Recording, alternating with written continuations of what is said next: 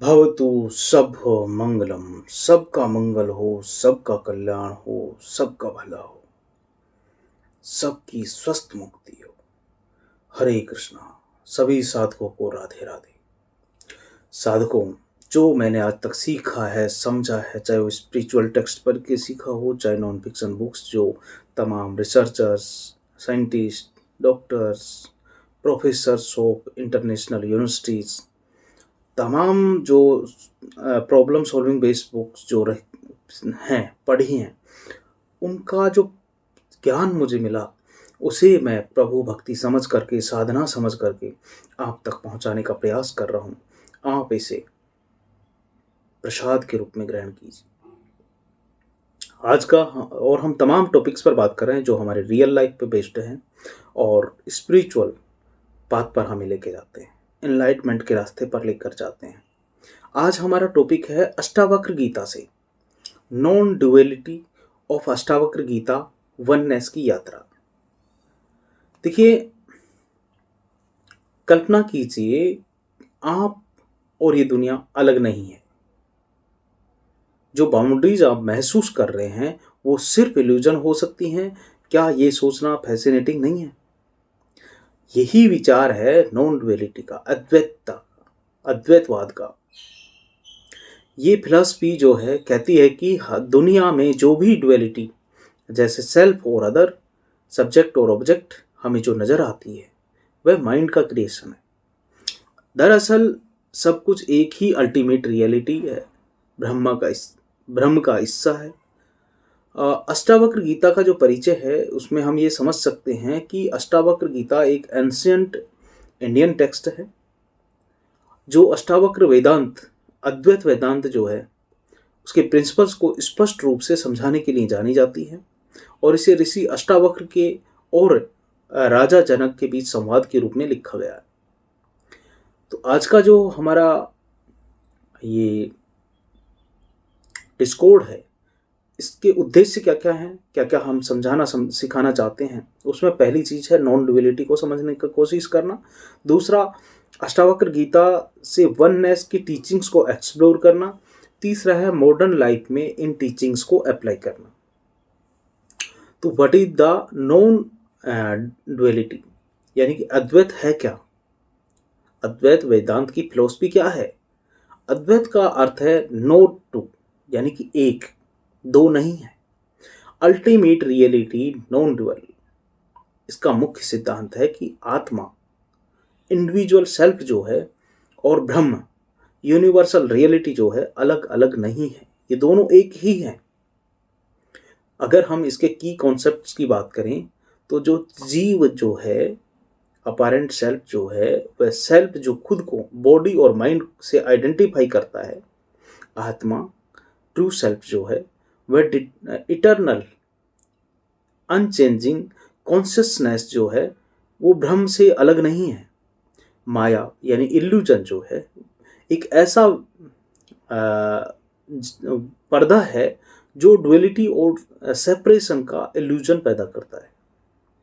मोक्ष, लिबरेशन जो है, जब हम माया को ट्रांसेंड कर लेते हैं तो वननेस को रियलाइज कर लेते हैं।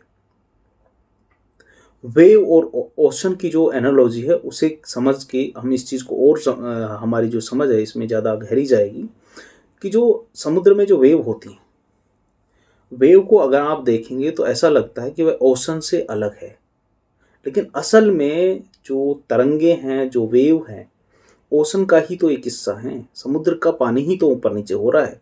इस तरह जो आत्मा है, जो आप हैं, और जो ब्रह्म है, जो यूनिवर्स है, वो अलग नहीं है। इस यूनिवर्स की एक वेव हो आप, एक तरंग हो आप, इस समुद्र से अलग नहीं हो। अब समझते हैं कि अष्टावक्र गीता के जो कोर टीचिंग्स हैं वो क्या है। पहली है the illusion of separation. Ashtavakra Gita सिखाती है कि जो डुअलिटी है, डुअलिटी इग्नोरेंस से अराइज होती है। सेपरेशन का अनुभव सिर्फ माइंड का क्रिएशन है। तुम सब कुछ देखने वाले एकमात्र साक्षी हो और हमेशा मुक्त हो। तुम्हारे बंधन का कारण यह है कि तुम साक्षी को किसी और चीज के रूप में देखते हो। दूसरा, सेल्फ रियलाइजेशन एज वननेस। अद्वैत मतलब वननेस, नो टू। गीता कहती है, अष्टावक्र गीता कहती है कि आत्मा और ब्रह्म अलग अलग नहीं है। सेल्फ रियलाइजेशन का मतलब है कि इस वननेस को, इस नोट टू को, इस अद्वैतवाद को पहचानना। तुम शुद्ध चेतना हो। ये संसार केवल एक अपीयरेंस है, जैसे रस्सी को सांप समझ लिया जाए, उस तरह की सिर्फ अपीयरेंस है। तीसरा है लेटिंग गो ऑफ आइडेंटिफिकेशन। हमारा जो सफरिंग बॉडी, माइंड और ईगो से आइडेंटिफिकेशन के कारण होता है। हमारा जो दुख है बॉडी, माइंड और ईगो के आइडेंटिफिकेशन के कारण होता है। जब हम अपनी असली नेचर जो है, प्योर अवेयरनेस है, उसको पहचानते हैं तो फिर लिबरेशन मिलती है, फिर हमें शांति मिलती है, फिर हमें मुक्ति मिलती है, फिर हमें मोक्ष मिलता है। जब तुम बिना अटैचमेंट के जीते हो, जब तुम संतुष्ट और डिजायर्ड लेस हो जाते हो, तब तुम मुक्त हो, उन्मुक्त हो।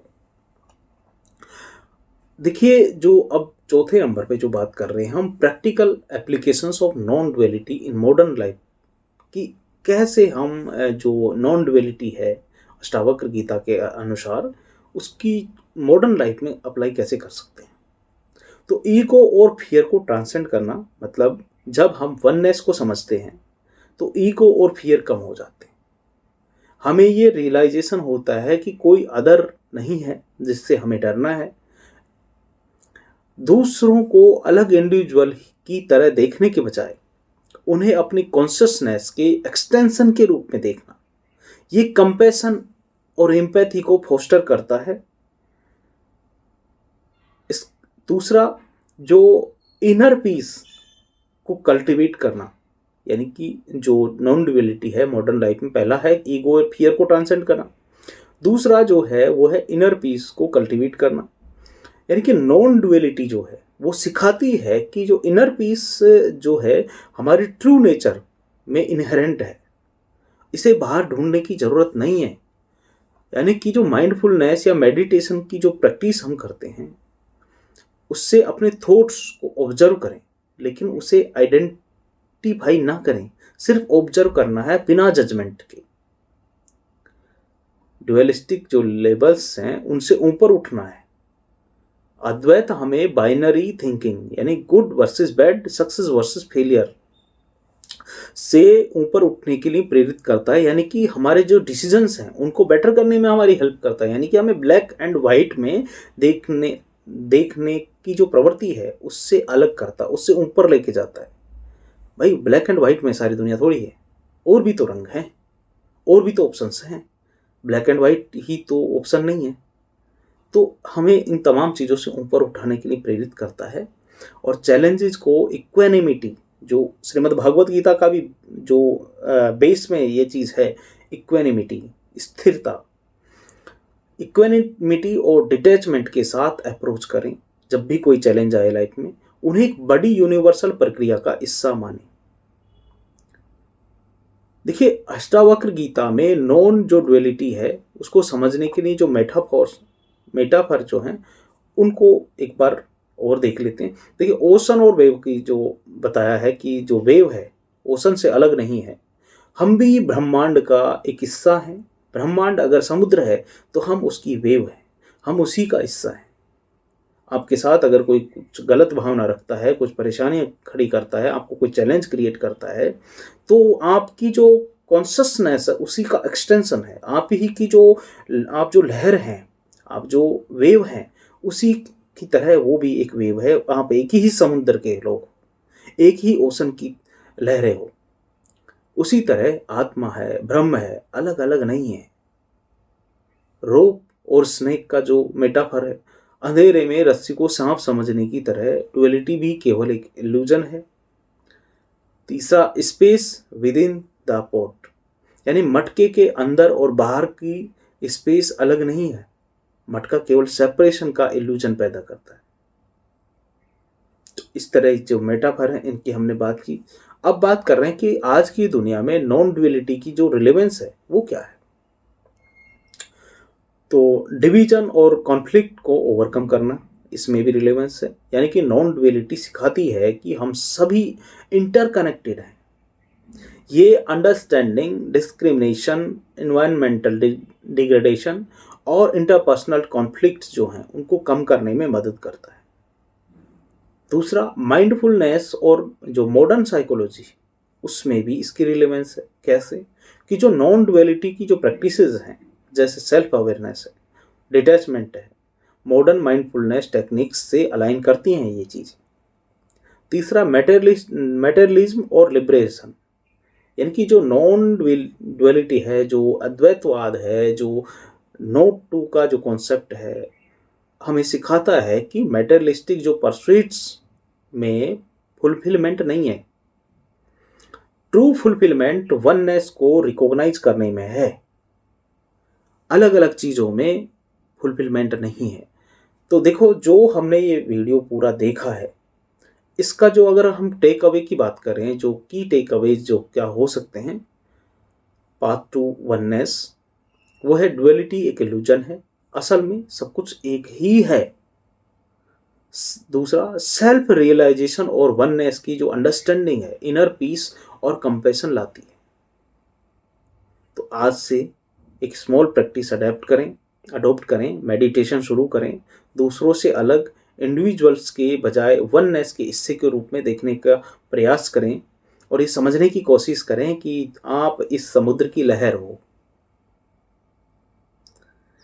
What small step can you take today to realize your connection with the universe?